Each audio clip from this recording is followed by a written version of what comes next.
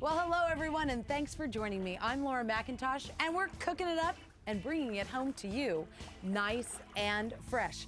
Today, we are talking Mexican Independence Day. Are you hungry for some authentic, delicious recipes? We're gonna share those with you today. We're also going to use, guess what?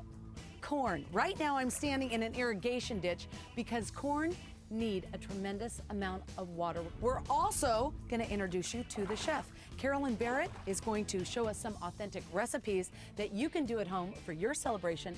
Fun and easy to do. Carolen, thanks for joining me. Thank you. Thanks for coming all the way out to the cornfield. You're going to do some fun things for us today, and you Yes. really do have a great story that I'm excited to share with everyone. Born in Mexico City, you're here in the United States, but you're going back. Yes. You're gonna move your whole Yes. family back kind of home. Yes. It's gotta be Yeah. exciting. It's really exciting. All right, so you know really what Mexican Independence Day is all about. Cinco de Mayo in the United States is what's really always celebrated.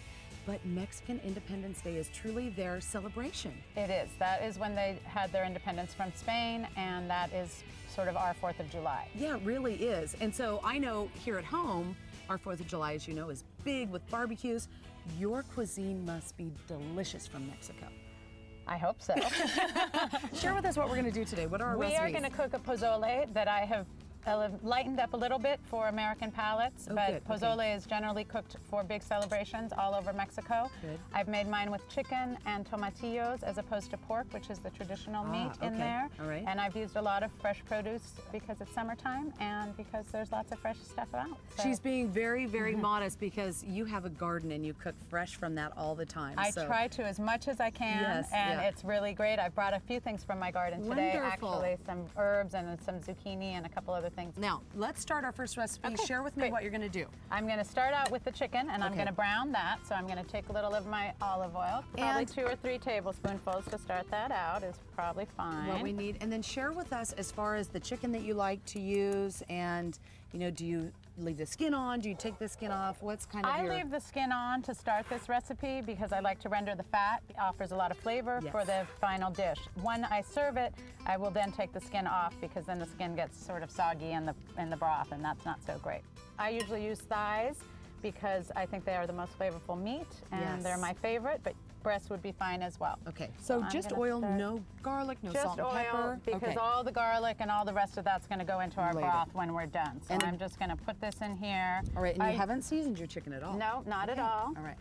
And this really is kind of a soup, right? It is a soup. It's more like a stew because it's got a lot of different ingredients in it. As you can see, there's going to be the hominy, which is the corn part of it. Yes. Which is treated, it's just corn that's treated with lime, and that is what makes it pop up like that. Yeah, I and was that's gonna a ask you. traditional ingredient in Mexico. Yeah, because the color's a little bit different. It is And that's different. from You the can lime? get yellow or you can get white hominy. Okay. So this is getting nice and hot, and we're just going to let the skin brown. Now, are we browning render all the sides? fat. All sides of the chicken? I usually just do the skin side to render Oh. all the fat from that, and then I'm going to put it in the oven to finish while we'll do the rest of the ingredients. So she's going to put this in the oven to finish. We're going to go to a quick break, but a few things. We're talking about corn today, and we're going to share with you some fun, interesting facts that you may not know. We are also going to follow Carolen down to Mexico, and she's going to really show us some authentic things that they do there for their celebration. And again, Cinco de Mayo is hot, but Mexican Independence Day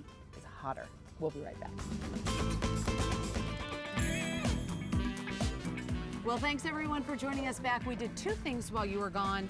The chicken finished browning, and then we put it in a Pyrex dish, and we put it right in the oven. And it's at what, 300 degrees? 300, 350, just right. to sort of finish the cooking process. That way, when we put it back in the pot, we'll know that it's all cooked. Okay, great. And then you've added onions already. Onions are starting out. We're just getting them soft. We're going to get them a little bit clear, Okay. and they're starting to get that way. So then what we'll put in next is our peppers.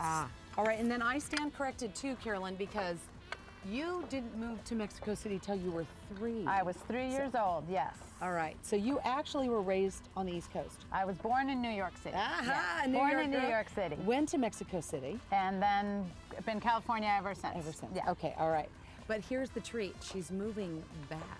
So that'll be fun. I know you're excited about it. I am. It's Yeah. going to be really great. I think that's wonderful. A All right, new change. So what's now we've next? got the peppers in, Okay. and then we'll put the garlic. And I All right. always start the onions a little bit before the garlic.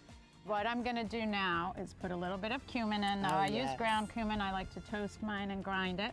So you can smell it, and some fresh oregano from my garden. Yeah, that's beautiful. I'm gonna put a teaspoonful of each of these in to start it out with, and then we'll taste it and season it later. So now I'm just letting all of this cook in together. You can smell that the spices are coming up, the cumin, the oregano, and we're just gonna let that simmer for about 15 more minutes to get all of the flavors of the peppers and the onions to melt together, and then we'll keep on adding our ingredients as we go. All right, we've got another recipe to start. We'll be right back. And now we've got the onions and peppers and garlic all cooking together and nice and soft. So we're gonna start adding our other ingredients. I have a cup of cooked white beans. I have what was, I think, a 30-ounce can of hominy, white hominy, rinsed. I'm gonna put my zucchinis and my tomatillos in, quartered. And if they were bigger, I would have cut them a little bit smaller, but these were small ones.